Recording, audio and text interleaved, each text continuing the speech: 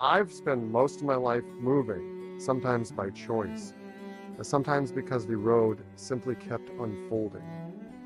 Travel was never a checklist for me. It was a slow apprenticeship in seeing. The aisle said that I can finally knit. When I was young, I thought distance was the point. More miles, more countries, more stamps in the passport. I chased horizons the way a child chases a kite.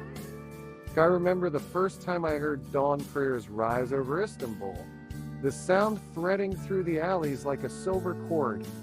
I remember the blue light of a Himalayan morning, when even the mountains seemed to pause and breathe.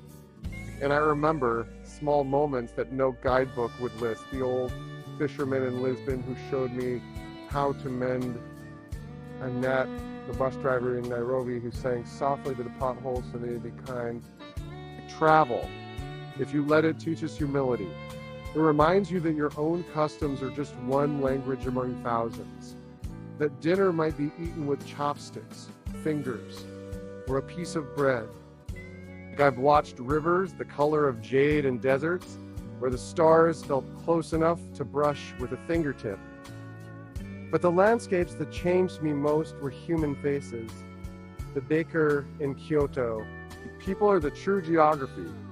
With each journey, I carried fewer things. A small bag, a journal, sometimes only a change of clothes. I learned that weight slows wonder.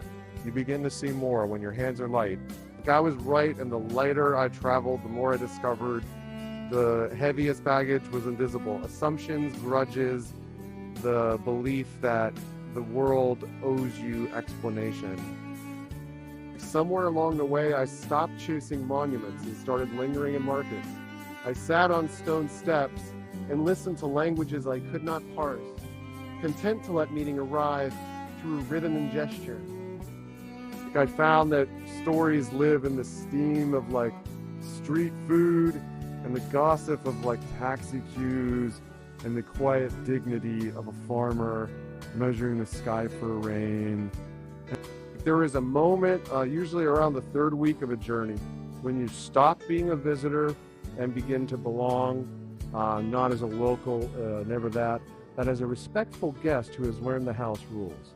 And you know where to buy bread, which alley smells of cardamom at dusk, which corner the children claim for football when the heat fades. That is when travel stops being sightseeing and becomes living motion. In my later years, I've traveled less, yet the road has not left me. Every place lives inside me like a different note in a single chord. I can close my eyes and hear the bells of Prague, taste the pepper heat of a Bangkok street cart, feel the salt wind of the Irish coast. Many of these memories are not trophies, they are companions, and it teaches that home is not a fixed point on a map. What are they being long after a master not knowing it was, but what are they? When young people ask me for advice, I tell them this: go while your knees are strong and your curiosity stronger. Go without expecting comfort or certainty. Learn the patience of delayed trains and the generosity of strangers. Listen more than you speak. Carry less than you think you need. And when the journey surprises you, as it always will, let the surprise rearrange you. Because in the end, travel is not about miles or borders. It is about transformation. It is about learning over and over that the world is vast and tender, and that you are both smaller and more connected than you ever imagined. And when you return, and you will find that the greatest distance was not across oceans, but between the person you were when you left and the person who walks back through the door. That is the long road home.